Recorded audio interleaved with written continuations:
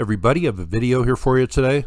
Now, I've done about 12 or 15 videos on ancient India, and I've enjoyed watching some other channels cover ancient places in India, and they are vast. They are all over the place, cool ancient temples. I have done some videos on the ancient stepwells, other things in India. But today, I think this is a good one. We're going to go down to Vidisha, India today, and it's right up here in the central northern region, right down here. Now, last night I was looking into ideas for videos, and the second place I looked into set me off on looking around here for ancient ruins and looking into a few places that are documented, and it got more fascinating the more I looked into it, and it culminated with me finding what I believe is a large ancient ruin that I cannot find any information on. And I'm pretty good at finding information on ancient ruins, especially on Google Earth. Google Earth tells you what most of them are, but we'll talk about that one at the end. I think it's mysterious and I think it's very cool. But the first ruin we're going to look at in this region right down here is called the Staunchy Stupa.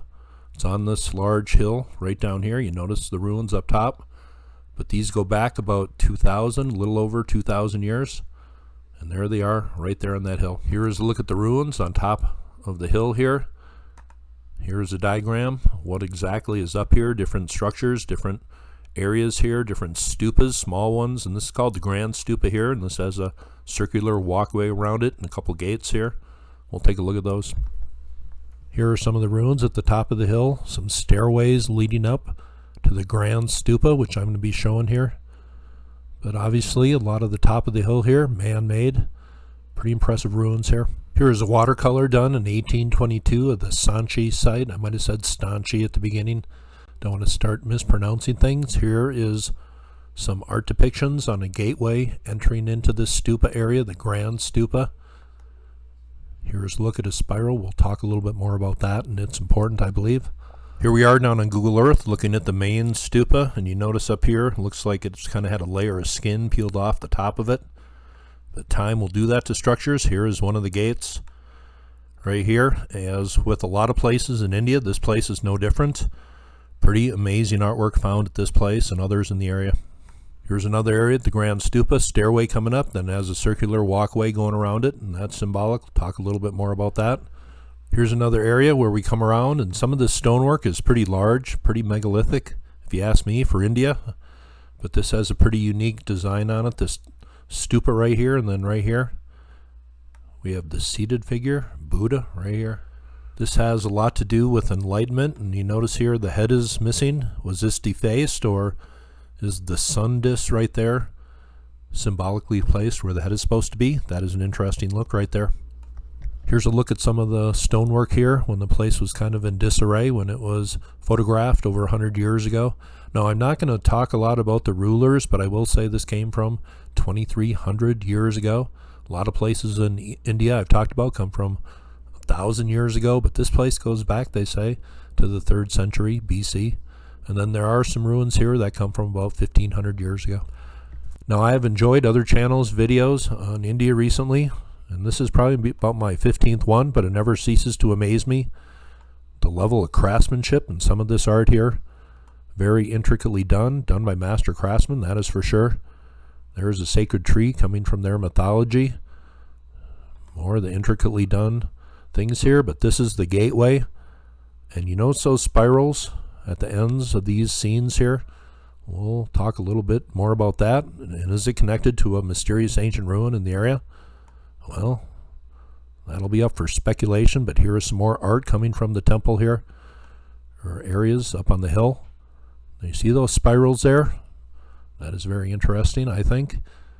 Here's more stonework coming from the area. A lot of stuff to show.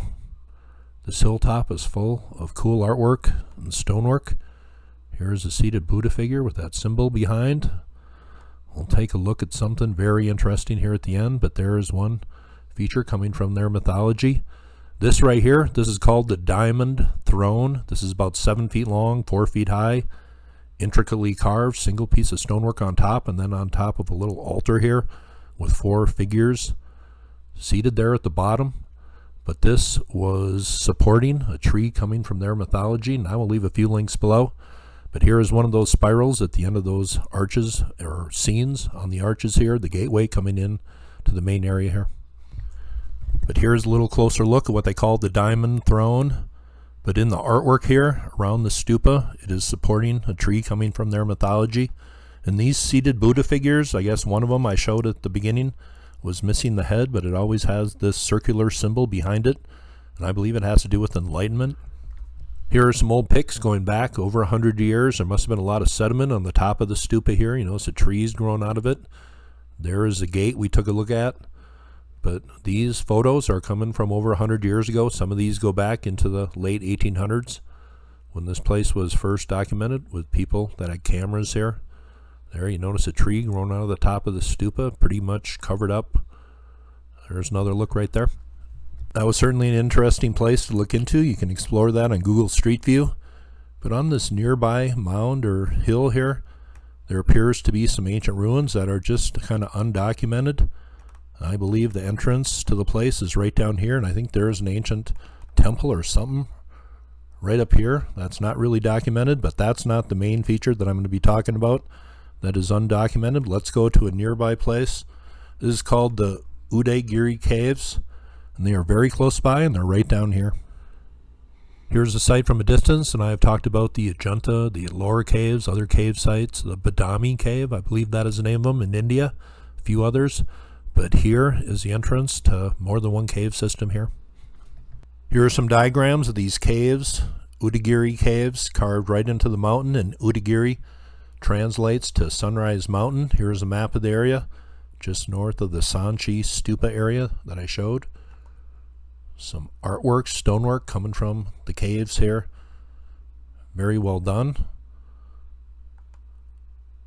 There's some interesting artwork here. This is the reclining Vishnu. I believe that that's what that represents. Stuff carved into the stonework here. And here is one very interesting scene. This depicts a man-boar avatar saving the goddess Earth from the cosmic ocean. Here's a better look at that scene, and this is the most studied area of art in the cave system here. But the man-boar avatar of Vishnu saving the goddess Earth from the cosmic ocean, I find that scene very interesting right there.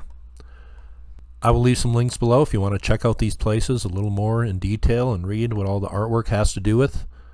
But that is Sunrise Mountain, the caves here. But let's go to another site right nearby. Now, I find this very mysterious. Now, when I was looking at this hill here, there was obviously a very ancient ruin on it in the form of a spiral, reminded me of the depictions on the gate entrance. But then I couldn't find anything, any information on what this was. Now on Google Earth here, let's just change the map style here, get everything depicted. But it says right down here that this is the Balal Senai Memorial. But then you go look at what that has to do with, and it has nothing to do with the large spiral ruin. I find this very mysterious. Let's look at some historical imagery.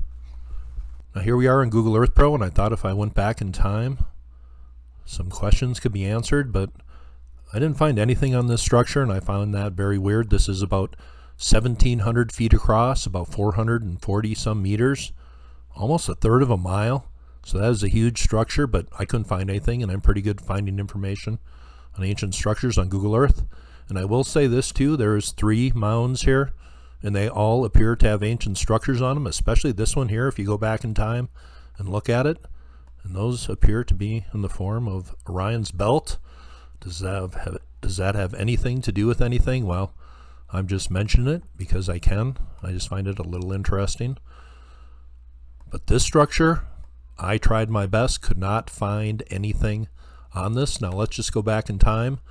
This is back about 15 years. Just looks like an indistinct hill. You really wouldn't know there was anything ancient on it. Then as you start going through time, this image here, you notice the spirals here. I think that is very symbolic, and this could be very, very ancient. That's just my guess. Seemed to be buried, but here you get a little better look at it as we go through time. That one, not a real good look. But this area seems to be cordoned off. Here's a look from 7 years ago. Kind of indistinct, and I'm sure down in ground level it doesn't look like much. But from overhead, you notice patterns here, that is for sure. This appears to be a very ancient, mysterious ruin to me, but they appear to have this area cordoned off. They obviously know about this, but most temples in India you can go visit. The tourism industry is a pretty big thing, but this place just appears to be cordoned off, and the public doesn't appear to have any access to it whatsoever. But that for sure to me is something ancient and very mysterious, and it appears to be very symbolic. There's a look at those three mounds, and then once again this name here appears to have nothing to do with that spiral formation. And if you look right down here at the apex of it, kind of make out some structures down here, but that to me for sure is an ancient ruin and very mysterious and very cool. Now I'm sure some of my subs will look into this. I looked into this for, God, I don't know, hour and a half last night, got pretty frustrated. My brother heard me muttering. He knew I found something cool. Apparently it has nothing to do with this name here. There is a little small circle right there. But if you want to look into this, I'd be welcome to some answers here. But if we go back over to the site at Sanchi, you notice these spiral features on these arches here on the gateway appeared to be a very important symbolic feature coming there from their mythology scenes. I was just shocked to find an ancient ruin that appeared to match. Let's talk about the symbolism of this right now. One of the early sutras records that Buddha gave specific directions regarding the method of honoring his remains. His ashes were to be buried in a stupa at the crossing of the mythological four great roads, the unmoving hub of the wheel, the place of enlightenment. If one thinks of the stupa as a circle or wheel, the unmoving center symbolizes enlightenment.